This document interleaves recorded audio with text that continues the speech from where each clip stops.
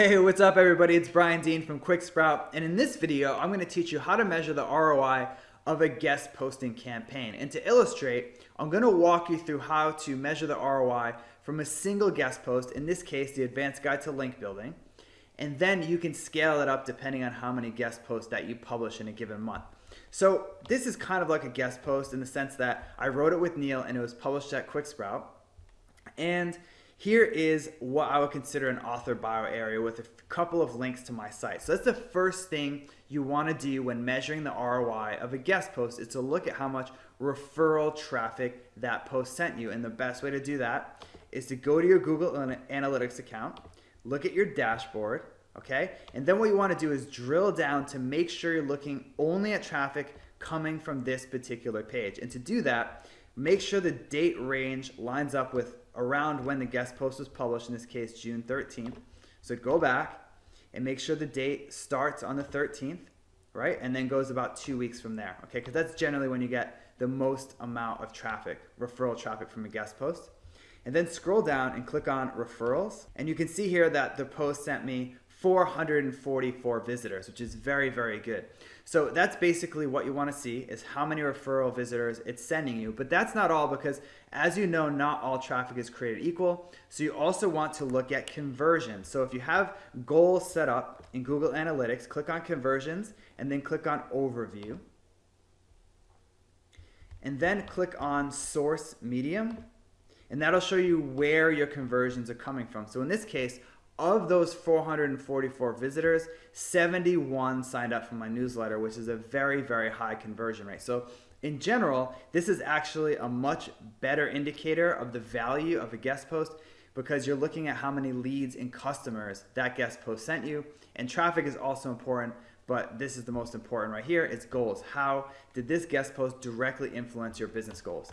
Now, you can also look at some indirect measurements of how the guest post impacted your site, or how a guest post campaign impacted your site and your brand, by looking at social media followers. So you just want to take a quick look at your Twitter followers or your Google Plus circles, or whatever social media sites you use and that are important for your industry, and track how much that has increased since you started guest posting. And in general, especially if you put a link to your social media profile in your author bio, which is very common, you want to see this number go up, okay? So that's another way to measure the ROI of guest posting, is to see how many social media followers that you've gained since you started. Now, another way to measure your social media following is to look at your Clout score, okay? So head over to clout.com and it'll automatically link up with your Twitter account, and it'll give you a Clout score. In this case, mine is 53.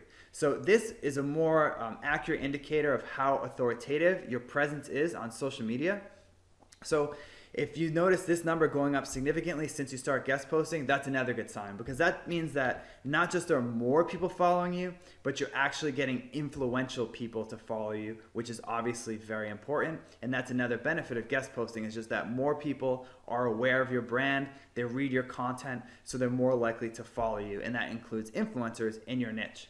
Now, finally, you can also look at branded searches in Google Webmaster Tools. So head over to Google Webmaster Tools and click on your site.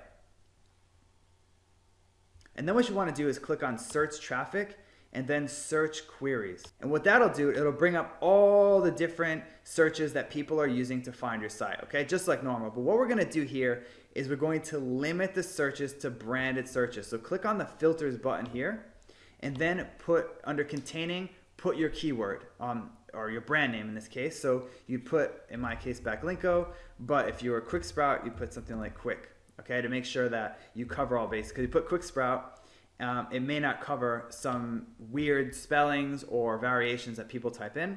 So in this case, we'll put Backlinko and then click Apply, and it'll automatically filter that out, okay? So now it's just showing how many clicks and impressions and my click-through rate. So you want to click With Change. And what that does is it tracks the number of people searching for your brand-related keywords over time. So you can set the time frame to before your guest post and after your guest post, and you can see how this changed. So, you know, in backlinko.com, for example, you know, it was way more people click through. So it's way more people search for that in the last month So that's a good sign. Okay, so you definitely want to see this going up, because what happens is people, they read your guest post, they say, backlinko, and for some reason they don't click, but they type it into Google, or it sticks in their head and they search for it later.